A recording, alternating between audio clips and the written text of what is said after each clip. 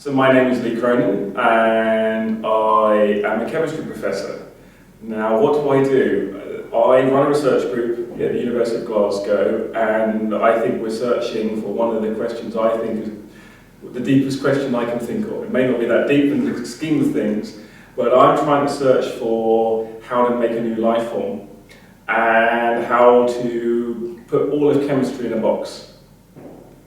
How do I find achievement? There are so many levels to how I define achievement. For me, working with really smart people who are extremely critical, if I can convince for 1 second one of these people that what I'm talking about is sensible and get them to do an experiment I really want them to do, for me that's an achievement. I guess it goes way back to when I was at school and I was just interested in chemistry and electronics mainly, probably physics as well, but I was just really interested in the universe. And for me, one of the big, and I've followed in science all the big questions, the splitting of the atom, the development of space travel or whatever. And I've always been confused by complexity. So when I went from school, I was always interested in chemistry because for me it was a complex mess, and the ultimate chemistry is life. And if you look at life, biology, it does so many interesting things. It's self-sustaining, you can take low-grade food and grow, and you can actually have autonomy over the world.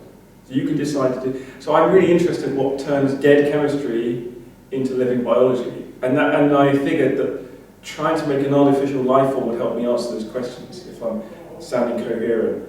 And I think it's one of the big questions, not left, everyone thinks science is done, and this question is done. I think it's one of the big questions that's in grasp. I think when we answer that question, we're going to be in grasp. So for me, I think I'm fortunate enough to see that artificial life is just about in our reach, and I want to do it. So this is the heart of the problem. So lots of people argue with me about making new life or looking at the origin of life. They say it's a chemical problem. I don't think it is. I think it's a problem about how physics and chemistry work together to lead to biology. And I want to make a new life form, because by making a new life form we might understand what on earth we are. So I'll give you an example. Before flight, there were birds and insects that could fly, but we didn't know what flight was. We couldn't define it.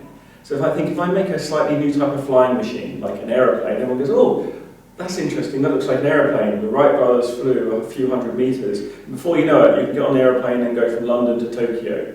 And so suddenly, by doing something in a new way, you learn something more about the underlying phenomenon. So I think by making a new life form based in non-biochemistry, new chemistry, we will not only be able to understand more about our own life, but we'll know if life exists elsewhere in the universe, if we're alone in the universe, and also how we can answer some of the biggest problems associated with our own living trajectory. What will biology look like in 100 million years on Earth? No, I think so. Well, I run into lots of problems. But yeah, I'm a chemist from my background, so I'm almost like an imposter in a way, because when I was at school, I wasn't very good at reading, writing, mathematics, science, all that stuff apparently.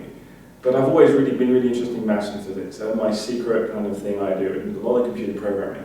And so when I decided to go to university, I wanted to do physics to some time, and I guess physics was kind of not too easy, but I could grasp physics. I really didn't understand chemistry.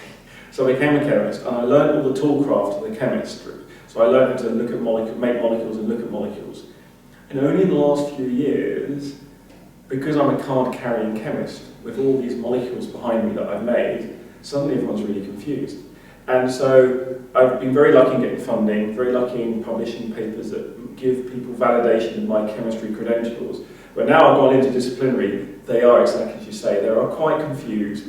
I wouldn't say hate, I think they're very supportive. They just think what I'm doing is scientifically potentially worthless.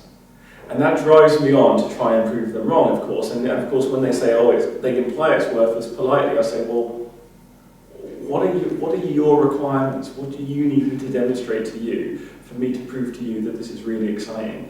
And then we pick apart their arguments, and bit by bit, I'm hoping, by working with your worst critics, you can actually make a better, and that's what, I have no pride when it comes to criticism. If you have a criticism of me, from my research group to professor, whoever, I don't care, I listen, note it down. I might dismiss it and say it's not valid because, but I won't put my hands over my ears and my eyes and say I'm not hearing.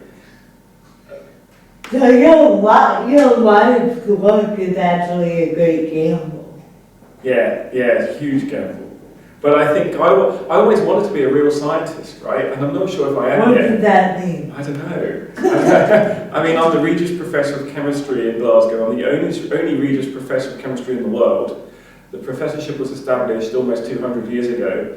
And I suppose most people say, well, look, you've made it, you've got one of the Queen's professorships, you're doing okay. I guess for me, I want to discover something that truly shocks me and the world. I'm really in science for the thrill of the discovery.